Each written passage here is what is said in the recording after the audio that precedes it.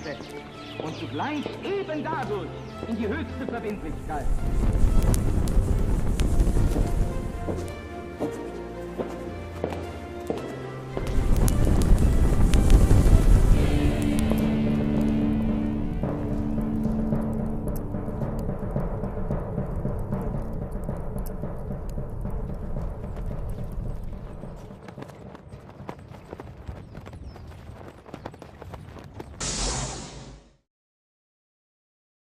Sean todos ustedes muy bienvenidos a una nueva edición y emisión de este programa que se titula La Brújula. Lucas Carena les habla, Pablo Davoli, un gran amigo me acompaña. Por acá. ¿Cómo andás, Lucas? ¿Qué decís?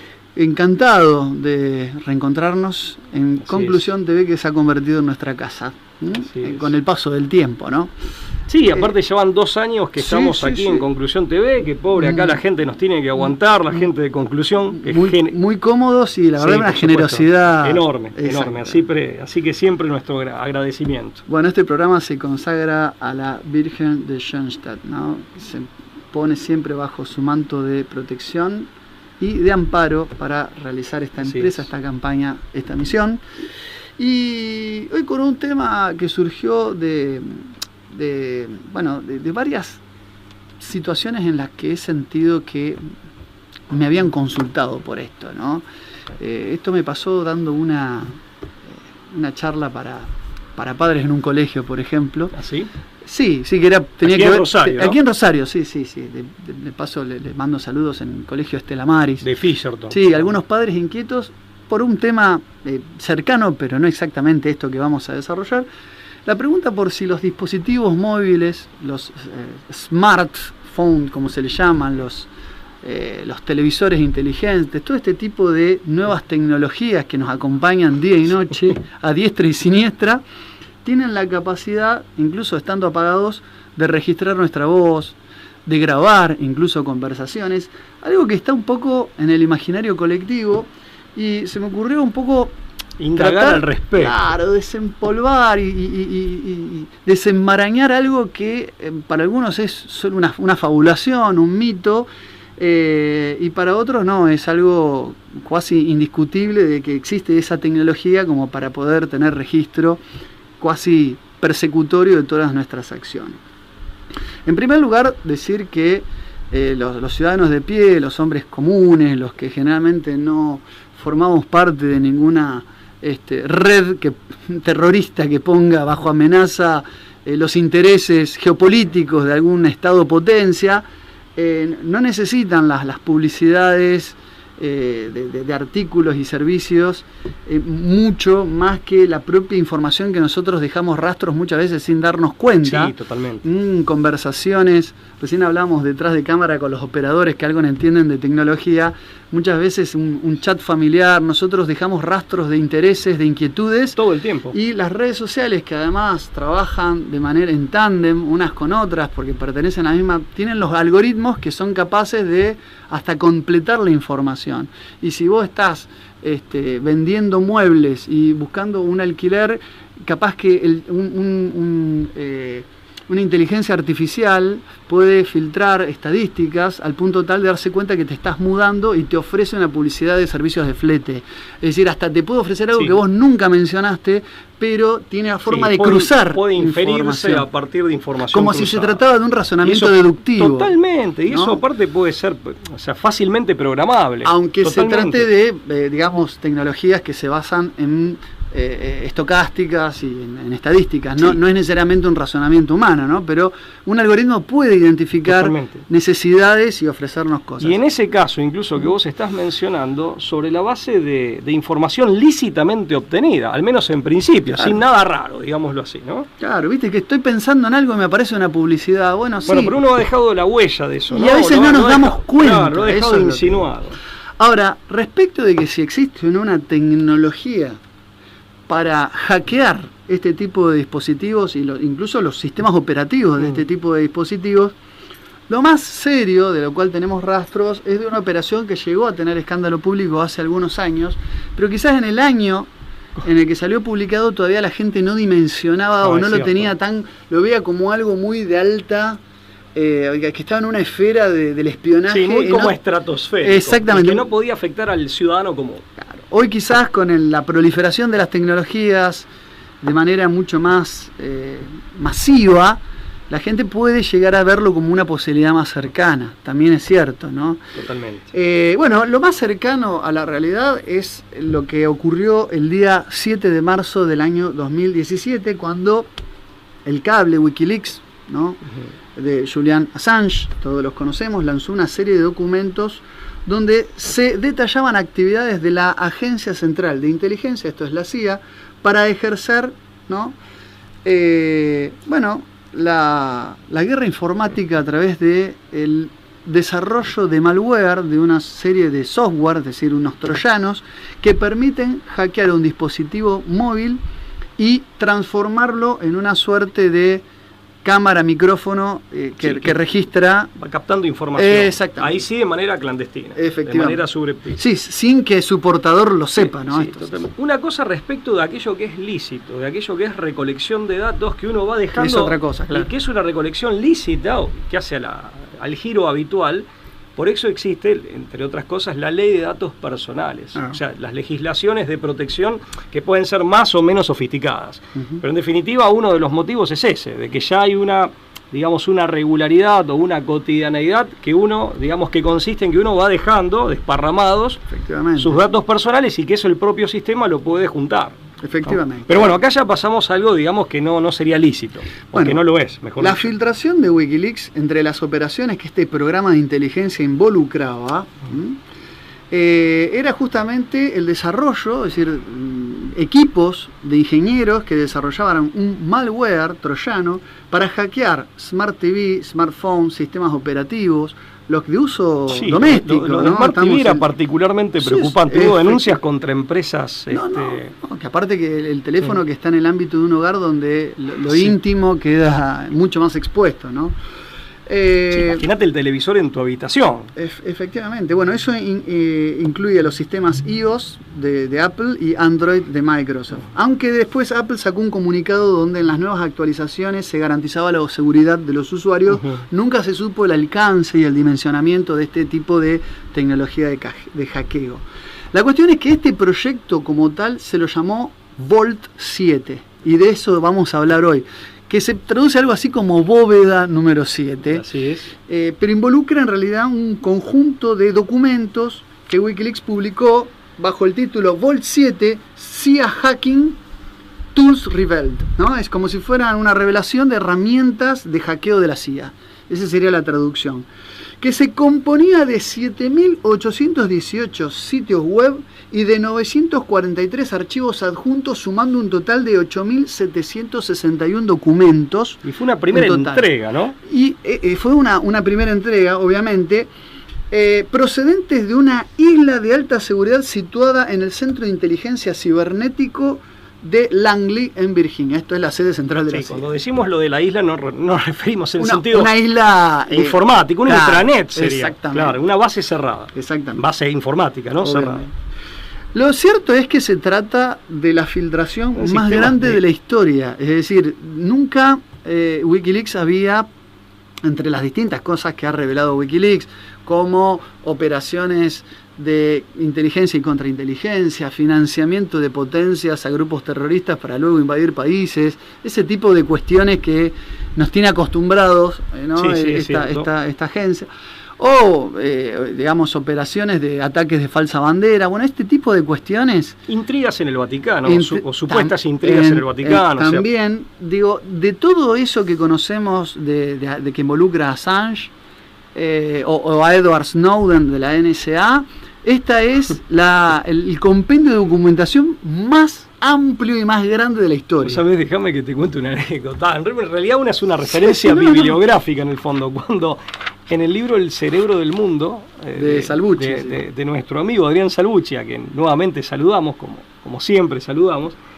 cuando cuenta acerca de la historia de la Agencia de Seguridad Nacional, que por sus siglas en inglés es NSA, cuenta que se crea, digamos, en el complejo de inteligencia estadounidense, que de hecho es muy complejo, se había creado recientemente la CIA, digamos, sobre la base de la Oficina de Servicios Estratégicos de los años 40, cuando se crea el gobierno claro, de... su antecesora. Sí. Claro, efectivamente, cuando se crea la NSA en el gobierno de Eisenhower, se filtra también la información, o sea, cierta prensa lo da a conocer, el gobierno lo niega, entonces la sigla se interpretaba, se embromaba que se interpretaba no such agency, no existe tal agencia. Sería, eso ¿no? está en el libro de Sí, Salvucci, sí. sí. Ahora, y una amiga alemana, cuando fue todo lo de Snowden, que él da a conocer que la NSA justamente vigilaba a través de redes sociales, estaba toda esta sospecha en ese momento de si era con la complicidad de las propias redes, etcétera, que dio lugar, a los procesos políticos claro. En Estados Unidos. Una amiga alemana me manda una especie de meme, no me olvido más. Esto fue previo a 2018, por ahí, ¿no? Que decía, si te sientes solo, si no tienes nadie que te escuche, no te vas a problemar. Tienes alguien que te escucha, es la NSA. Está bueno. Está muy bueno, la verdad. Soy un mal contador de chistes. Pero está claro. La pena está claro. Porque esto, una cosa importante, esto tiene que ver con andar escuchando, para decirlo a la vieja usanza, pero escuchando a gente común y masivamente. Ya no ponerle a determinada figura, claro, sino... No, aparte de eso, tener registro de todo y después veo para qué lo uso, ¿no? Es decir, eso es terrible. Volvemos al modelo del panoptismo, eso de ahora vamos a llegar. Michael Hayden, que fue exdirector de la CIA en el año 2009, fue consultado en su momento por la posibilidad y la autenticidad de la información que publicaba Wikileaks, y se negó rotundamente a responder, por sí o por no. Es decir, no es información que él pueda dar a la prensa, pero el que calla otorga. O sea, no salió tampoco a desmentirlo enfáticamente diciendo, no, es imposible que esto pase. Sin embargo, ya en el año 2016, hay un antecedente de un grupo de piratas informáticos que se llama The Shadow Brokers, que revelaron herramientas de hacking de la NSA precisamente, de similares características y en la misma dirección que las de la CIA, compendiados bajo el Vault 7. La primera parte del informe, que abarca estos tools y además compendia estos documentos, digamos, que se crearon entre el año 2013 y el año 2016, se llamó Year Zero, o sea, año cero. Y entre las revelaciones de la filtración estaba el hecho de que, por ejemplo, el consulado, y yo me metí en Wikileaks y está, digamos... O sea, pudiste verificarlo. Pueden entrar, busquen, como les dije bien, el título esto de Vault 7 CIA Hacking Tools Revealed, y lo van a encontrar, está todo en inglés por supuesto, pero lo busqué de fuente directa, que el consulado de Estados Unidos en Frankfurt es en realidad una base de hackers de la CIA, la Agency Center for Cyber Intelligence Europe Engineering, cuyo radio de acción es Europa, África del Norte, o Norte de África, y Oriente Próximo. Es como una sede de la CIA escondida en un consulado en Frankfurt, que en realidad opera con este proyecto del Vault 7. Y si no mal recuerdo, es lo que claramente te muestra, te pone de manifiesto como si fuera algo completamente normal, la película The Bourne Ultimatum. Claro, exactamente. Donde está Pamela Landy, que es la que hace de jefa de sección, ¿no? de la CIA, están en Alemania. Están en Frankfurt, si no mal recuerdo. Sí, efectivamente, tiene como una sede ahí de operaciones. No me acuerdo si es Ultimatum o la anterior. La supremacía Bourne, ¿no? No, me parece que es la última, que es Ultimatum. Sí, bien. Me parece. Aquí se halla lo que se llama la Umbridge Component Library, es decir, una verdadera biblioteca de técnicas de ciberataque. A esto se le añade o se le anexa... Porque fíjate que los tipos estaban conectados incluso online, o sea, que tenían la información instantáneamente de todos, incluso los servicios de migraciones, o sea, quién ingresaba en la zona Schengen y quién no. Podían levantar el dato exactamente, sí, de la central de migraciones de cualquier aeropuerto. Bueno, recordemos que el aeropuerto de Frankfurt tiene las características... Frankfurt está en el centro de Alemania está en el centro de Europa y es uno de los aeropuertos más grandes del mundo. Yo recuerdo, para ir, la única vez que estuve en ese aeropuerto... No tiene escala humana, no, es increíble. Yo me acuerdo que tuve que tomarme 2 trenes adentro del aeropuerto para llegar de un lado al otro, sí, es increíble. De una puerta de a bordo, fue una cosa impresionante. Eso cuando viajabas a Japón. Eso fue la primera vez que fui por Lufthansa y hice escala en Alemania y tuve que ir Y me pareció una cosa sí, es como una ciudad en sí misma. Intransitable, sí. Exactamente. Bueno, lo que se desenvuelve acá es algo que en los medios de comunicación lo dejaron, cuando esto salta a la luz y se convierte en escándalo público, salta a la luz como teoría de la conspiración. Es decir, los medios se encargaron de decir, bueno, esta es la parte que debería ser chequeada, que se puede, digamos, está dentro de las revelaciones de Wikileaks, pero que no se puede afirmar con contundencia. Ya cuando se habla de intencionalidades o el para qué se hace esto, siempre tiene algo de conjetural. Claro. Exactamente, esa cuota de conjetura de todo este proyecto, ellos le llaman teoría de la conspiración. Ver, que puede ser una conjetura de cierta razonabilidad y eso le da certidumbre o alguna verosimilitud, y eso no es una teoría de la conspiración. Bueno, o sea, teoría de la conspiración es aquello que no tiene asidero alguno. Claro, aparte son esas cosas que en ningún documento salen por escrito. Hacemos esto para, con la intención última de... eso no va a aparecer en ningún lado nunca. En todo caso, lo que hay que tener siempre el cuidado es no presentar con grado de certeza lo que es meramente verosímil o razonablemente sospechoso. Y aparte sabemos que hay herramientas que sirven para múltiples objetivos. Claro. Entonces algunos son de menor alcance, otras... Tal cual. Entonces también es muy difícil. Pero en la conjetura los medios de comunicación oficiales se encargaron de presentar... Porque la trampa está en el blanco-negro. Claro. O está completamente chequeado o es completamente falso y no tiene posibilidad alguna de tener nada de real. Bueno, lo que apareció en los apartados de los principales encabezados y titulares de los grandes medios masivos fue que había una teoría de la conspiración que se enarbolaba a partir de lo que decía Wikileaks, de que esto era usado para planificar ataques de falsa bandera. O sea, el grupo Umbridge de la división de dispositivos remotos de la CIA se dedicaba a robar técnicas de hackeo y técnicas de ciberataque de otros países, incluido Rusia, y esto le permitía evitar los ataques, pero también replicarlos, usar las técnicas, estudiar las técnicas de otros países, algo que me parece natural de cualquier país que trabaja en inteligencia, y utilizarlos en su favor. Pero la otra teoría que se deslizaba es de que la filtración, o parte de la filtración, fue adrede, o mejor fue como un descuido medio... fíjate qué interesante. En algún punto consentido. Exactamente. Hubo como una suerte de... Eso suena muy conspirativo. Bueno, exactamente. Una estrategia disuasiva para generar en la población la sensación de observación y monitoreo. Es como para decirle a la población entera, ojo, que yo tengo soy el domador, tengo las riendas en mi poder. No es descabellado a la luz, no sería descabellado a la luz del efecto Hawthorne. Ajá, a ver. ¿Qué es eso para la gente? No, pero es algo, de hecho... Está dentro de la ingeniería social. Claro, es un experimento de ingeniería social que en su momento se hizo en aras de incrementar la productividad en Estados Unidos en una empresa, ¿cuándo no?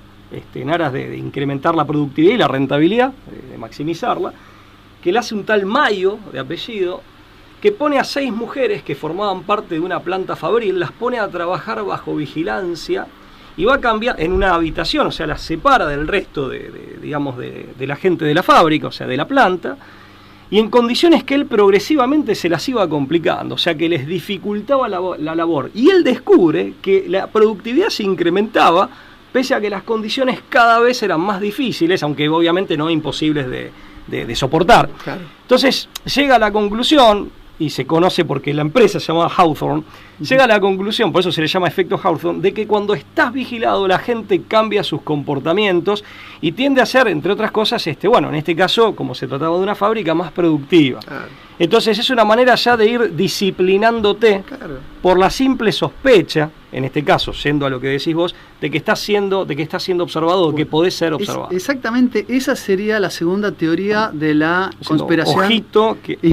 Claro, es decir, es más importante que la gente vea que hay cámaras que lo que las cámaras en realidad registran. Y que la cámara tal vez no sirva para identificar a tu posible homicida, pero sí que vos estás bajo vigilancia. Exactamente. Para también generar esa sensación, ¿no? A tal punto, esto es así. Sí, perdón, vos, un paréntesis, me acabo de acordar. En mayo de este año, yo lo puse en mi canal de Telegram, puse el posteo de la nota. El diario Río Negro, en mayo de este año, publicó que cruzando, digamos, datos del RENAPER, mejor dicho, datos biométricos del RENAPER con cámaras de la CABA. Que es el Registro Nacional de las Personas acá en Argentina. En Argentina, ¿no? Y la CABA es la Ciudad Autónoma de Buenos Aires, el sistema de cámaras. Bueno, lo que informa el diario, lo que informó hace pocos meses atrás el diario de Río Negro es que se habían acumulado datos sobre pretexto de buscar a 40.000 prófugos, datos de 10 millones de personas. Claro. Sí, no, por eso la posibilidad y la potencialidad de esto nadie duda.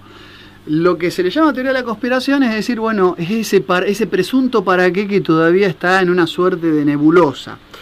Ahora, tal es así de esta estrategia disuasiva que Daniel Stulin, y esto lo tiro como un dato para que después la gente también investigue y no se quede con ninguna versión, es este escritor lituano, sí, dedicado a investigar principalmente el grupo Bilderberg, pero que además tiene, digamos, un montón de libros en materia de élites, sí, dirigentes. Es un investigador. Tiene muchos libros aparte. Polémico, ¿no? O sea, en algunos sobre aspectos. El Instituto Tavistock tiene uno que es muy bueno. Sí, sobre transhumanismo también. Bueno, él dice en un libro del año 2012 que se llama Desmontando a Wikileaks, que directamente todo Wikileaks es una estrategia de disidencia controlada con estos fines. Claro, o sea, él lo plantea como disidencia controlada. Él dice que Wikileaks nació para poder evitar la libertad en las redes sociales. O sea, la libertad de expresión de las redes sociales. A mí me parece un tanto extrema la postura. Quiero aclarar que nosotros... Sí, no estamos en condiciones... No estamos en condiciones de decir quién tiene razón.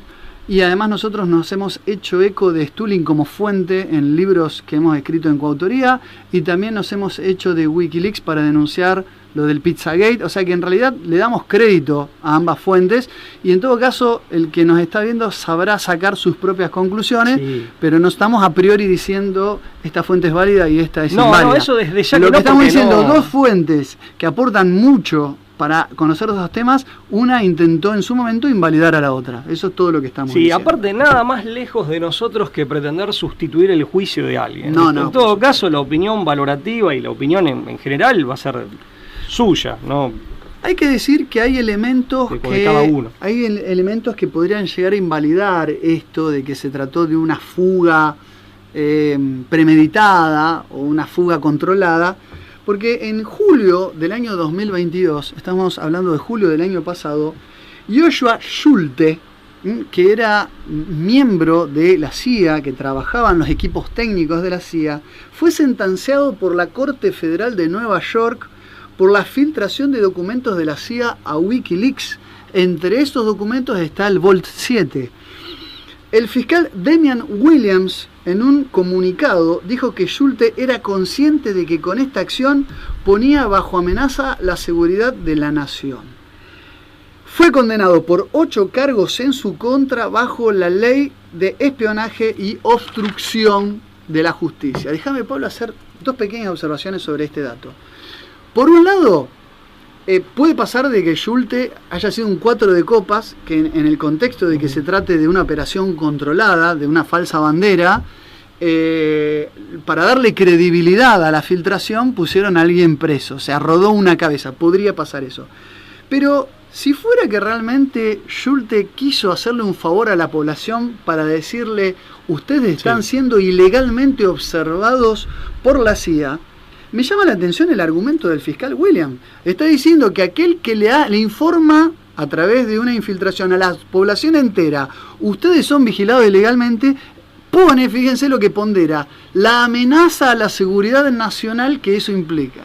Sí, que es muy propio, claro, es muy propio de los argumentos, ¿no?, de las potencias que están siempre en conflicto o en guerra. Sí, como si estamos un enemigo externo. Aparte. Exacto. O sea, vos le facilitás a los enemigos de la nación posible información que nosotros estamos trabajando para resguardar y con eso proteger al ciudadano norteamericano. El hecho de convertirte en enemigo público y con esa envergadura es muy de los... Es muy clásico eso. Claro, y es muy de los regímenes totalitarios, ¿no? Que a todo disidente, de hecho, lo convierten en una suerte de enemigo de todos o de enemigo público. Pero por supuesto, pero además del totalitarismo que eso implica, Estados Unidos se funda sobre la base de ese sueño americano de que los ciudadanos son libres, portadores plenos de derechos, que la enmienda tal, que la enmienda tal otra. Pero han caído bajo el despotismo conforme a la profecía de Tocqueville, de Alexis de Tocqueville, ¿no? Es cierto. En la democracia en América. En América.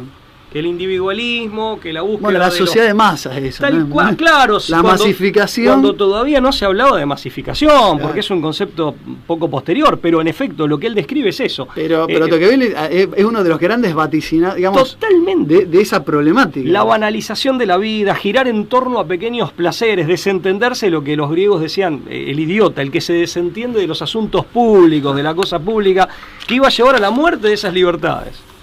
Más después, bueno, ya sabemos, ¿no? El poder del dinero, que eso lo vaticinaron otros norteamericanos. Bueno, Tocqueville era francés, pero ahí hacía referencia a Estados Unidos. Bueno, los malware... Pero te interrumpí, porque querías hacer una segunda reflexión. Una reflexión era la de que podría tratarse de una condena efectiva para mostrar una cabeza...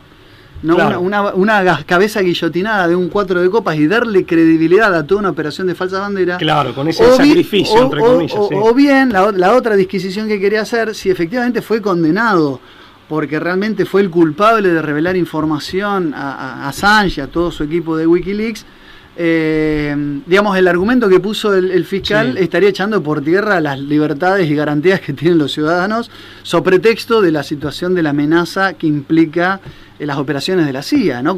Contra su propio pueblo, espiando y grabando todas sus conversaciones a través de sus smartphones. En el caso desde una perspectiva jurídica y de la argumentación en el marco de un pleito, es interesante. Yo había leído el caso de, bueno, lo cito ahora rápidamente, en todo caso después me explayo, pero de Catherine Gunn, que es una mujer que en el año 2003 ella trabajaba en una oficina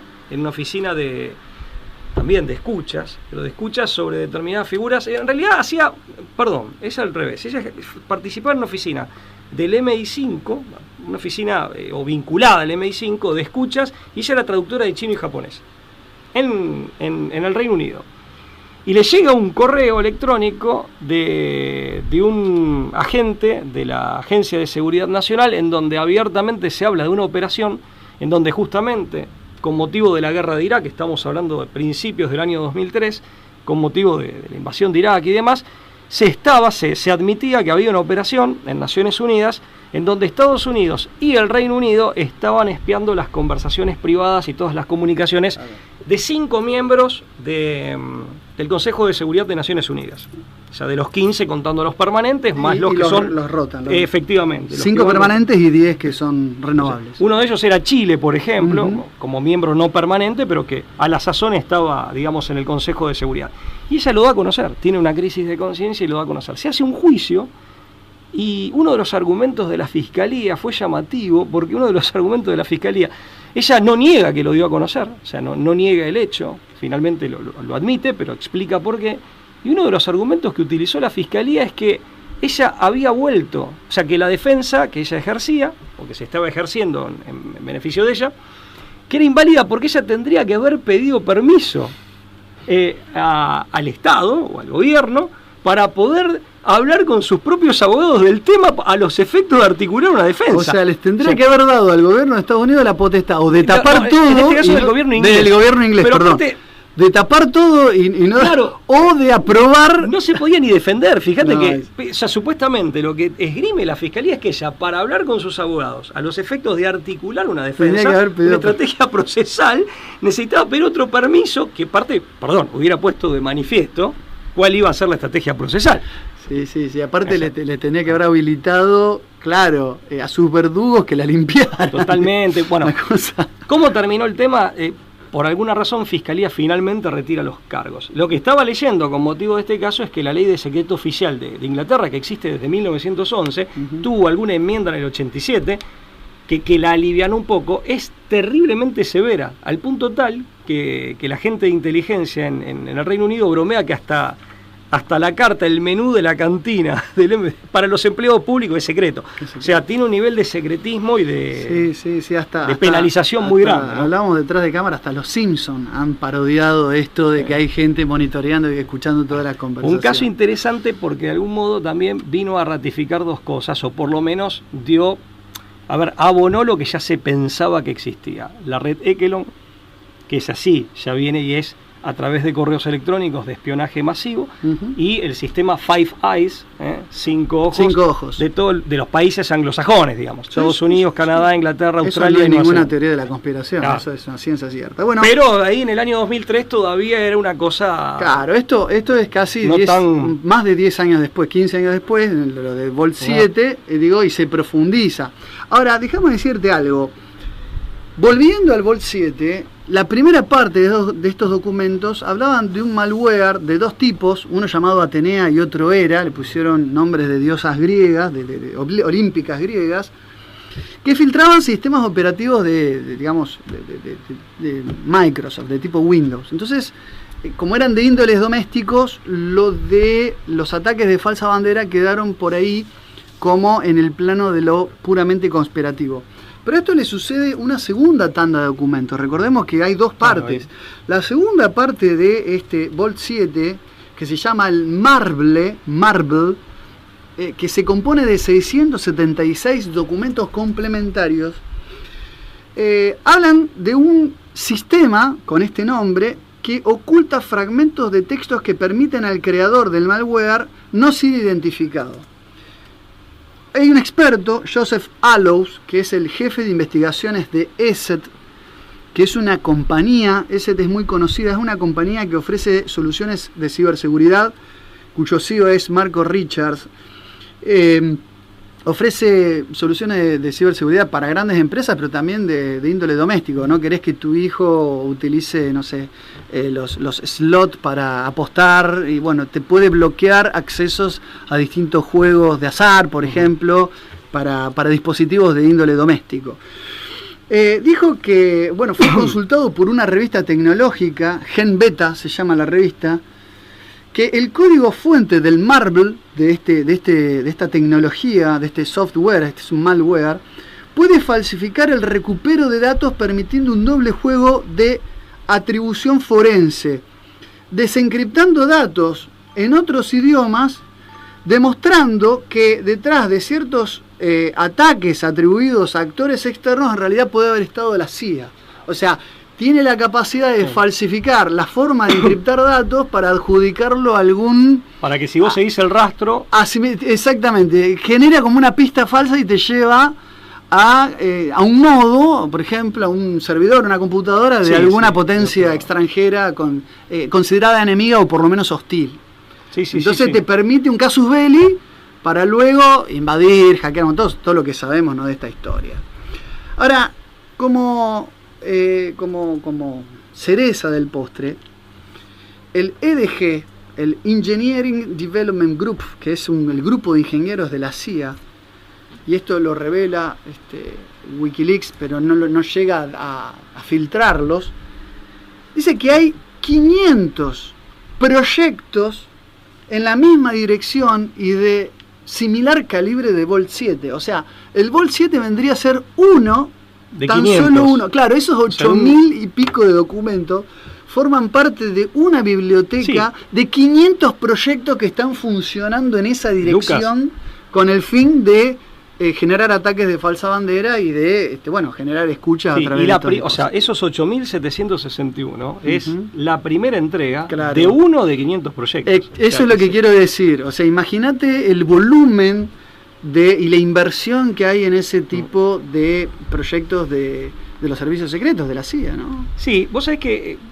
para esa misma época, cuando comienza a saltar todo esto, también los escándalos vinculados a las revelaciones que hace Snowden respecto de qué pasaba con todos los datos que en definitiva se van agrupando, se van recogiendo en redes sociales, Facebook por ejemplo, que dio lugar incluso a las interpelaciones que tuvo que comparecer Mark Zuckerberg en el Congreso de Estados Unidos, entre otras cosas, ¿no? O sea, generó todo un escándalo muy fuerte. Yo me acuerdo, había analistas que decían, y lo digo muy modestamente, pero con alguna ingenuidad o con algún desconocimiento en algo que sí creo que es fundamental, un factor que omitían considerar, decían, bueno, que se ahoguen en el mar de información. Como que todo eso era al ñudo y era finalmente hasta contraproducente en el sentido de que era tanta la información inútil o completamente intrascendente que se recopilaba, que finalmente era, bueno, que se ahoguen en su propia información. Eso yo lo recuerdo puntualmente de un analista que... Ahora, ahí el factor que no han considerado es la inteligencia artificial y la capacidad de procesamiento de datos. El Big Data, claro. No es que tenés gente... Porque, fíjate, los Simpsons, yo me acuerdo hay uno, que en particular te mostraba todo gente como si fuera en un telecentro, con miles de personas, y se encontré algo, pero en realidad eso no es real. Eso es una caricatura, claro, de los años 60, o los cables que se interceptaban en la Segunda Guerra Mundial que levantaban la mano. Claro, que levantaban la mano, tipo como se ve en Operación Valkyria. Claro, exactamente, en Operación Valkyria, tal cual. Ahí omitieron justamente el factor de la inteligencia artificial que hace todo el trabajo y el procesamiento de información. La inmediatez, la simultaneidad de procesamiento que tiene hoy. Totalmente, o sea, la IA, ¿no? O sea, en ese sentido no hay que quedarse tranquilo. El otro punto que quería destacar es, como pregunta, y de hecho dio lugar a juicios en Estados Unidos, habría que ver qué suerte han corrido, con el televisor que te espía, que fue contra una empresa en particular, recibió varios juicios en su contra. ¿Hasta qué punto no hay complicidad de la empresa? Porque una cosa es el hackeo remoto y otra cosa es que ya el dispositivo venga con algún sistema de puerta trasera, o con alguna puerta trasera que permita la intromisión. De hecho, a ver, todo esto también hace el escándalo de cuando Elon Musk adquiere Twitter, bueno, finalmente lo convierte en X, ¿no? Pero que hace toda una serie de revelaciones de las relaciones que había habido, sobre todo 2020, ya sabemos lo que pasó y demás, entre, digamos, la red social y, bueno, el FBI concretamente. Efectivamente. Donde aparte, bueno, no se sabía porque hubo también interpelaciones donde hubo testigos y dicen, no, pero nos obligó el FBI. Bueno, eso ya habrá que ver y habrá que entrar a discernir qué fue lo que realmente pasó. Aquí no estamos en condición de aseverar nada al respecto, pero el escándalo como tal existe, las denuncias existen y hay confesiones en un sentido y en el otro, ¿no? Yo creo que lo que tiene que quedar en claro, y la gente que nos sigue, nos ve, tiene que ya dejar de dudar de una vez por todas, de que la tecnología para hacerlo existe, es real y efectivamente supera con creces la posibilidad de que esto se trate de una cosa estratosférica, conspiranoica, propio de películas de ciencia ficción donde hay espionajes y cosas. No, y es mucho más económico que otro tipo, ¿no?, de actividad. O sea, bueno, se puede hacer con mucha facilidad. Algunos especulan, no lo sé, pero algunos especulan con que tendría que ver sobre con todo la dependencia que tenemos, ¿no?, de cada vez más de esto, ¿no? Fíjate que no se les puede retirar ya de fábrica, no se les puede retirar la batería, posibilidad que antes existía. Cada vez más restricciones. No sé si obedecerá a otra razón, bueno, eso desconozco, pero algunos lo señalan. Yo recuerdo de que gente por seguridad no solo apagaba, sino que retiraba la batería y la dejaba a varios centímetros de distancia una de otro, como diciendo que esto realmente no se convierta en nada en mi contra. Yo he estado en reuniones en donde el celular queda afuera, o me han pedido, por favor, sí, totalmente. Vamos a terminar como en el Superagente 80. El canasto donde hay que dejar los celulares. Ahora vamos a terminar ahora en el Superagente 86, el cono del silencio. Vamos a terminar el zapatófano. Una vez hablé con alguien avesado en temas de inteligencia, y hablando de todo esto y de la inferioridad, la desventaja tecnológica en que muchas veces cierto país se encuentra respecto de otro, o cierta organización, o la gente común, nosotros, no sé. Sí, el ciudadano de a pie, claro, que no tiene cómo defenderse de esto, ¿no? Y esto ya, me acuerdo, fue en el año 2005, 2006, y hablando con esta persona, le digo... Pero entonces, que aparte era un técnico, conocía bien, a diferencia mía, conocía bien de las cuestiones tecnológicas, entonces le digo, pero entonces en ese sentido conviene, digamos, ser original en la creación de códigos, de modismos de códigos, ser lo más original y en ese sentido que sea lo más plural posible, o sea, evitar la estandarización, pero además nos conviene volver incluso a tecnologías que se creen en desuso, o sea, volver a la Segunda Guerra Mundial. Y me dice, mirá, eso no habría que descartarlo, de que tal vez para determinadas cuestiones de seguridad y demás, hasta te convenga utilizar una tecnología más vieja que alguien que te quiere vigilar de pronto ha descartado completamente. Que no se le ocurre que, por ejemplo, no sé, usar, por decirte Pero bueno, ¿quién maneja hoy una paloma mensajera? Bueno, como en hasta la Segunda Guerra Mundial claro. se usaron palomas mensajeras para evadir cualquier tipo de intercepción satelital. No, Pablo, yo creo que ver cuál, ¿no? Y para qué. No, por supuesto. No, no nos vamos a poner a dar, para finalizar, porque ya estamos en tiempo, no nos vamos a poner a dar consejos, pero que trascienden esto. Pero si todo lo que sea no depender de esto, siempre suma. Y con esto me refiero a seguir militando. Nosotros en nuestro país tenemos una escalada, bueno, la gente que nos mira lo sabe, pero tenemos una escalada inflacionaria muy importante, y es verdad que todo tiende a facilitarte las transacciones comerciales por teléfono y demás. Hay que militar todavía el tema del dinero papel, aunque nos cueste. Por supuesto. Porque eso representa también una libertad en sentido de que no estamos dejando registro de absolutamente todo y cada una de las operaciones que hacemos. Y de tu geolocalización. Exactamente, generar un itinerario de tus movimientos y un rastro certero y localizable, por supuesto. Entonces, militar la existencia de dinero papel, aunque sea más incómodo, aunque te la puedan robar. El circulante es propiedad de la comunidad como conjunto. Por supuesto. Es la sangre del organismo económico. Bueno, pero hay cada vez más intentos, ¿no?, de digitalizarlo todo, de las billeteras digitales. Está esta tendencia a la vuelta de la esquina. Fíjate, y te lo venden como algo de vanguardia. La seguridad, mira, la seguridad se puede arreglar de otra manera.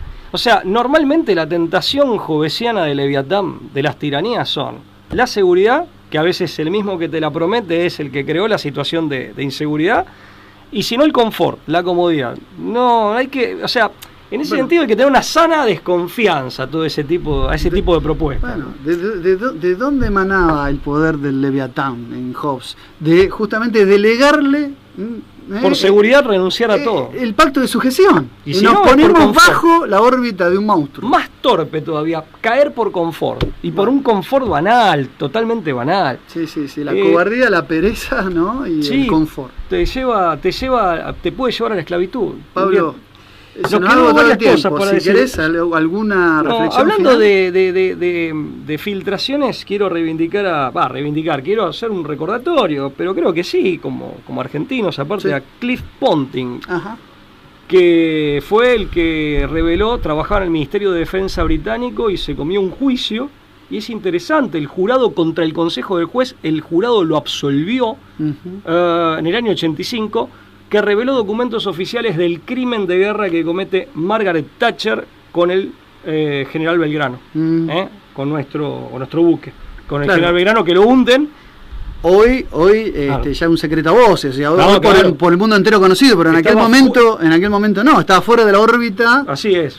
Del accionar bélico, efectivamente, del teatro de operaciones. Estaba fuera, es crimen de guerra, y bueno, un inglés que trabajaba para el Ministerio de Defensa, se ve que el tipo, siguiendo los dictados de su conciencia, Cliff Ponting, lo revela, se come un juicio, el juez incluso haciendo fuerza para que el jurado lo condene, y el jurado británico, dato interesante también, lo libera de culpa y cargo. Bueno. Un dato interesante. Interesante para revisar por lo menos cuál es el origen, ¿no?, de esa revelación. Y esto de andar hay que recordar un libro, Pablo. Un libro, sí, que saca varios datos. Lo que conté de Catherine, que no es Catherine, es Catherine Gunn, lo saqué del libro Escuchas, Despachos del Mundo Secreto del Espionaje Global, de Patrick Radden Keefe. Interesante el libro. Para recomendar, para leer, para ver que está documentado. Cita varios casos. Otro que cita es el de Edward Stettinius, que era el jefe, el titular del Departamento de Estado. Un apellido medio griego, ¿no? Claro, en la época de Truman, que espió de los 45 miembros de Naciones Unidas originales, en 45, espió 43, según cuenta acá Radden Keefe. Así que, pero bueno, una lectura, el libro ya tiene unos casi 20 años, pero un libro interesante. Bueno, así que bueno, como conclusión... Perdón, Lucas. Sí, como remate. Busqué en mi canal de Telegram el artículo del diario Río Negro, que es del 16 de mayo del 2023. Eso para el que lo quiera buscar. Y estoy contento, quiero hacer una especie de pequeño anuncio, porque es el momento. Mi vieja página web, pablodavoli.com.ar, la renové un poco. Bien, bien. Sí, por consejos tuyos y de mucha gente que me quiere. Ha sido... Le voy a poner un pequeño carrito para el que quiera adquirir algunos libros y bueno, los artículos que siempre estuvieron de descarga gratuita, por supuesto que... artículos míos, o era ese era el del Ateneo. Bueno, ese Ateneo Cruz del Sur. Bueno, eso nos obliga a tener la página de la brújula. Y la página de la brújula estamos trabajándola, pero bueno, proceso. eso es un proyecto más grande, más complejo. Bueno, esperamos haber sido lo suficientemente claros, aunque obviamente no concluyentes, porque este tipo de temas no concluyen aquí, mucho menos con todo lo que hay para reflexionar sobre los mismos. Tratamos de presentar interrogantes, no de dar todas las respuestas, y como siempre les decimos, tienen que ser ustedes los que hagan la síntesis final de lo que nosotros aquí abordamos. Así que muchas gracias como siempre, del otro lado, por estar.